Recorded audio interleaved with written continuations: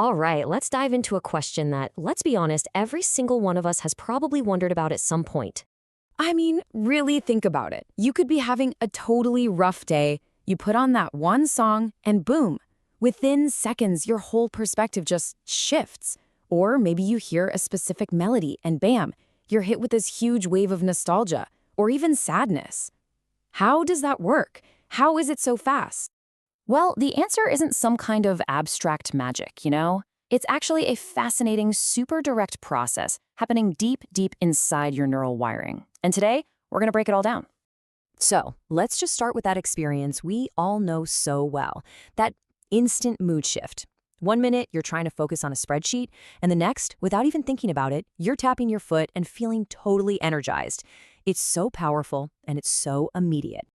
And what's really cool is this isn't just you. This is a human thing. All across the globe, in every culture, music has this incredible power to just connect with us emotionally, instantly. It's a fundamental part of who we are. So to really get why this happens, first we've got to understand how it happens. We need to follow that sound on its little journey, right, from the air all the way into your brain. Okay, so let's get into the nitty-gritty. To figure out how music hits us right in the feels, we've got to trace its physical path. I mean, how does a simple vibration in the air turn into such a powerful emotion? It all starts with basic physics, right? Sound waves, just vibrations, travel into your ear and they make your eardrum vibrate.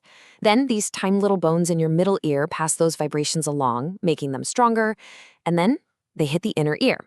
Now this is where the real magic happens. Those physical vibrations get turned into electrical signals, and the auditory nerve, it zaps those signals right to the brain. Okay, so far pretty mechanical, but where in the brain those signals go, well, that's the whole secret. And that brings us to the absolute heart of it all. What does your brain actually do with those signals? Because it turns out, music doesn't just get in line with everything else. Nope, it gets a special shortcut, like a VIP pass straight to the oldest, most primal part of your mind. So let's meet the star of the show, the limbic system. You can think of it as your brain's emotional headquarters. This is not the part of your brain doing spreadsheets or writing essays. No, this is the part that deals with raw feeling, gut instincts, and powerful memories. And the most important thing to know about it, it is built for speed. It acts first and thinks later. Okay, picture it like a highway in your brain. There are two lanes. You've got the thinking path, which is kind of like the slow, careful lane. It's deliberate. It goes to your prefrontal cortex, the big boss, the CEO of your brain, and it carefully analyzes stuff like song lyrics or musical structure. But then you've got the feeling path, and that, my friends, is the express lane. It reacts instantly to the raw stuff, the tone, the tempo, and it zooms straight to that emotional core, the limbic system, no waiting for analysis. And here it is. This is the whole key. Music takes the fast path. Your brain can analyze it logically, sure, but its first gut reaction, it is all emotion. The pure sound of the music, the beat, the pitch, the volume, it gets to ride that express lane every single time. I love this way of putting it. It's like your logical brain is the bouncer at a club, right? Checking IDs, making sure everything is in order. But music? Music gets a backstage pass. It just strolls right on by, straight to the emotional control center before your rational brain can even ask, hey, who are you? Okay, so if music takes this shortcut straight to our emotions, how does our brain know what to feel? Is it just random? Not at all. Over thousands and thousands of years, our brains have basically learned to crack a code, a musical code. And this is basically the brain's musical rulebook. It's a set of cheat codes we've all learned.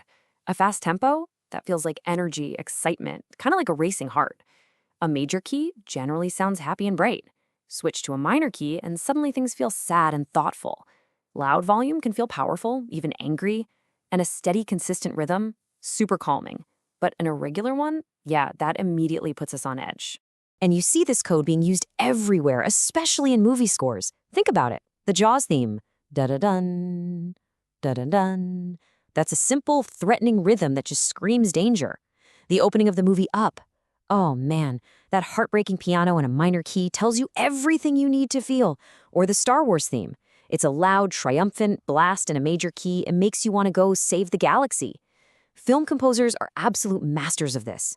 They are hacking our brains to make us feel exactly what they want us to. So, okay, We've traced the sound from the air, into the ear, to the brain's emotional core, and we've even cracked the code it uses. So what? Why does any of this matter in our daily lives? Here's the big takeaway. The most important thing to get from all this is that music isn't just entertainment, it's a tool. Because once you know it's a direct line to your emotional core, you can start using it on purpose. Need to focus? There's a playlist for that. Need to get hyped for a workout? You know what to do.